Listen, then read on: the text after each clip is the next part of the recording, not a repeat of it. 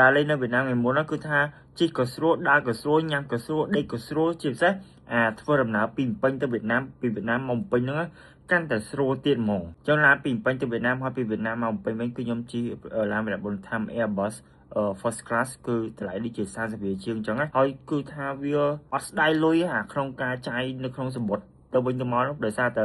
កៅអីគេស្រួលអង្គុយធំមែនតើហ្មងគឺដូចសាឡុងបងធំហ្មងជាពិសេសគឺមានកៅអីម៉ាស្សាទៀតល្អត្រង់ហ្នឹងហ្មងហើយនៅ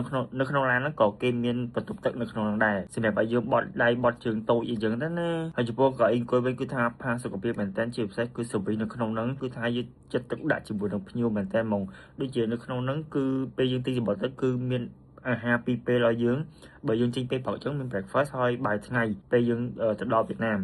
គឺគេមានបាយថ្ងៃនៅលើឡានឲ្យហើយខ្ញុំចូលចិត្តមែនតើបាយត្រីងៀតគេនោះអូយឆ្ងាញ់មែនតើហ្មងខ្ញុំទៅវិញទៅមកញ៉ាំបាយត្រីងៀតហ្នឹងដល់ពីរពេលហ្មងចឹងនៅពេលចូលឡានដំបូងចឹងគេមាននំប៉័ងគេមានដូចជាទៅដល់គោឲ្យយើងចឹង breakfast ហ្នឹងហើយដល់ពេលមកវិញក៏មាននំប៉័ងជាមួយនឹងទឹកផ្លែឈើអីផ្សេងៗដែរចឹងគឺល្អមែនតើគឺខ្ញុំពេញចិត្តនឹងសេវាកម្មរបស់ពួកគាត់ហើយណាមួយយើងទិញសម្បត្តិទៅគឺវាអត់ស្ដាយលុយគឺតែថាកៅអីអង្គុយអីគឺស្រួល comfort ហ្មងគឺថាខ្ញុំដេកលក់ស្រួលមែនតើហ្មងហើយចំពោះតម្លៃប៉ុណ្ណឹងគឺថាអត់ស្ដាយលុយហ្មងគឺទៅវិញទៅមកស្រួលខ្លួនធ្វើម៉េចឲ្យតែយើងស្រួលខ្លួនទៅដើរលេងទៅក៏វាសប្បាយតាមនឹងដែរយល់ Yeah peace